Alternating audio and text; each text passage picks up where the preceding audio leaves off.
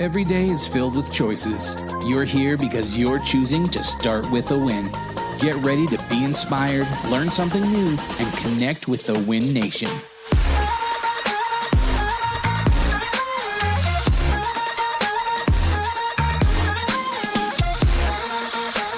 Coming to you from Denver, Colorado, home of RE/MAX World Headquarters. It's Adam Conto, CEO of RE/MAX with Start With a Win.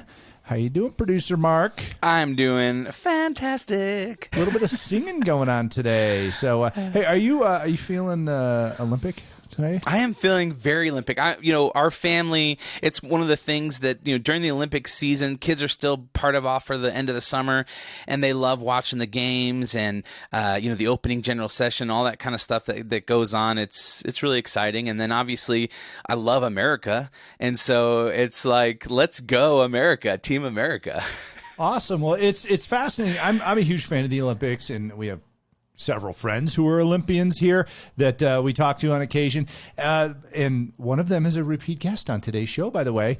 Help me welcome to the show today, again, repeat guest, the luge man, Ruben Gonzalez. How you doing, buddy? Doing great. Hi, Adam. Hi, Mark. Oh, wow. Oh, wow. Yeah, there we go. Man, you guys have gotten fancy. We have sound effects now, Ruben. Wow, I'm impressed. Yeah. So a little bit about Ruben. Age of 21, Ruben decided to compete in the Olympics. Took up the sport of luge. 4 years later, was racing for the gold against the best in the world. And he also became a best-selling author, business consultant, and speaker. Amazing public speaker if you're looking for someone to come in and motivate and direct your organization. This is really cool because, as an Olympian, you took these principles from that you learned being an Olympian, and actually probably had a lot of them before that, and are sharing them out there. So give us a little bit more about yourself. I know you're not too far from me right now. You're just down the road in Colorado Springs, and but you've been around the world doing this, right? That's right. Yeah, I was born in Argentina and moved to the States when I was 6. I was an oil brat. My dad was a chemical engineer, so lived in Houston most of my life. Came out here to Colorado Springs to play Air Force Academy and School of Mines when I was in college. And I thought, oh my gosh, there's no mosquitoes or humidity here. I want to live here. And so we finally moved here 10 years ago. Absolutely love it. And I actually get to live in Olympic City, USA. I mean, how cool is that? We've got the Summer Olympics going on right now, but you're a competitor in the Winter Olympics. When does the next Winter Olympics come up?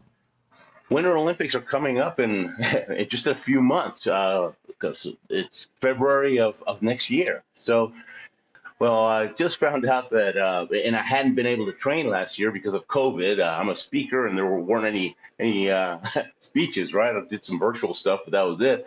And I just found out they said, we're not going to count COVID season. We're just going to count this upcoming season. So you got a shot. So you need to get yourself out there. And so I'm scrambling to raise money so I can go play with the big boys again. So you called me like 2 days ago and go, Adam, I'm going back to the Olympics. I'm like, dude, aren't you like 58? And you go, yes, I am going to be the oldest Olympic competitor. Is that true? That's the goal. Yeah, I'm turning 59 this weekend. And when I get to compete in Beijing next year, I'll break a 98-year-old record. The oldest guy right now in the Winter Olympics is a Swedish curler from the 1924 Olympics. And so yeah, it'll be and I'll be the first person to do 5 Olympics in 5 different decades, because my first one was in 88. The second one was in the 90s. The third one was in 2002. The fourth one was in 2010, and this will be 2022. So I tell people, man, do it for the old guys. Let's show them we still got something. Were there Winter Olympics in Beijing when you competed before? Have you been there? No, never have. In fact, okay. Beijing will be the first city to host a Summer Olympics and a Winter Olympics. They did the Summer Olympics. Wow. Remember they had the bird's nest? That was the opening ceremonies. The luge track they built it right by the Great Wall of China. This is going to be an interesting one because, like you said, it's a new track. So, people are going to be breaking this in. But you have a lot of experience on a lot of tracks around the world. Do you think that helps you with understanding how to get to a new track and the dynamics of that? Absolutely. First thing we do is we'll get a video because they've been training there. The Chinese team has been training. And so there's, we're going to get some of these videos to start figuring out this track before we even go there. And you do it with your coach. And then as soon as we get over there, we walk the track with coach, and we're putting together a game plan. And then you take a run, and you got coaches on the spots where you're having challenges, and they're videotaping you, and then you watch the video, and it's constant improvement, little bit by little. And like you said before, all these things that I've learned over 30 years of Olympics are applicable to success, period, right? Awesome. You do talk a lot about, overcoming challenges, overcoming fears, things of that nature, because I don't know how fast you go down that hill, but you're taking your life in your hands every time you get on that little bitty sled and go screaming down the luge track. How do you put your mind at ease and bring everything into focus when it comes to overcoming major challenges like that? When you get to that level, it's 90% mental, right? If you're going against, let's say you're going against another realtor, right? And you're trying to list that house. Well, you both have skills, and hopefully you've been trained well. And now it comes down to the mental side. So what do you think before the performance, right? When you're sitting up at the start house, and the performance might be a phone call, right? Or you're going to call somebody because you want to offer to list the house. What do you think during the performance? What do you think afterwards? How do you reinforce the good ones, right? And how do you take the lesson and then forget the old ones, right? So you have a self-image of winning. And so these are things that you learn and help you do it. But it's fast. I mean, most tracks are the slow ones are 75 miles an hour. The fastest one is over 90. You pull 6 Gs on some of the curves, and you're steering the whole way. I mean, people think all we do is hold on and pray, but no, they're steering involved too. I started when I was 21. Most lugers, they start when they're 8, 9, 10 years old. Some of them when they're 5 years old. And so they go from a lower spot on the track, right? Kind of like T-ball. With me, they crammed 10 years of training into just 2 years, because the next 2 years I had to compete. I said, you're going to get hurt a lot, okay? And so it was really tough for me, because they were pushing me really hard. And it took me about 25 years to get over the fear. I mean, I hated the luge, but it was my ticket to the Olympics. That was my vehicle, so I'm going to stick with it. And it wasn't until right before Vancouver that a coach that knows how the mind works showed me how to get over the fear. And and it was an overnight thing. He said, stop focusing on those walls that are going faster and faster and scaring you. Focus on what you need to do on every section of every curve to ensure you'll have the best time, and the fear will disappear. Just shift your focus. And that night I did about 100 mind runs, right? Visualization runs, where I with blinders like a horse. And the next day the fear disappeared. And what are people focusing on today? They're focusing on the economy, on COVID, all this stuff. Man, that's not helping your business, okay? Don't read the paper. Don't read the newspaper. Don't get away from naysayers, right? And just your new focus needs to be, what do I need to do in the next 15 minutes to move my business forward? Who do I need to call? Maybe it's a follow-up, send a card, whatever. And if you do that, and in the meantime, just buy a subscription to USA Today to your competitor, right? Let them focus on that. And you'll pass everybody up. You'll have momentum, right? And then when things shift, you got that momentum, and look out. That's when you're going to turbocharge past competition. Some key aspects of business performance here. So I hope everybody heard what Ruben said. People are too focused on the challenges that the rest of society is having presented to them, not truly what you are facing as an individual. Just think about the next corner. And that's the next challenge that we have to overcome is, okay, how am I going to focus on this particular thing? Because I'm sure as you're doing, 90 miles an hour down there, you're not going, I wonder what inflation's doing right now. You don't have time to think. You don't want to think, right? You want to be able to flow. You want to be able to let your subconscious take over, right? And trust that your training will get you to do the right thing. And so on the phone calls, I'm in sales, okay? I'm a professional speaker. What that means is I'm calling people to get booked. And so before every call, I say to myself, I'm going to have fun. I change lives. Here I come. That's my little mantra, right? And that puts me in, that's a switch that switches me to subconscious, right? And now I do the call and I have fun. And at the end, man, that's like me, right? I fist pump, that's like me. Now that's anchoring that, yeah, that's like me to make those phone calls, right? And you do that. And before the luge run, I've got something on the cowling of my sled same thing. Here I come, smile, have fun, and that's it. And that puts you in the mental state that you could be your best. I mean, I'm sure you don't take your personal problems onto the track. It just doesn't help things. But a lot of people take their personal problems into their next sales call or into their next meeting or their next, client presentation or something like that. How do you separate those? Is it just like a conscious act of, okay, that stays outside, this goes in with me? Or, I mean, what do you do to avoid taking your personal problems into your next attempted accomplishment?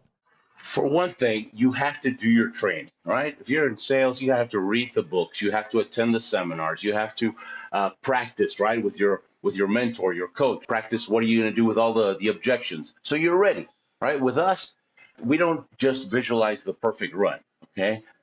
When we're up at the track and we're going to go take a run in 10 minutes, that gives you time to do a few mind runs where it's perfect.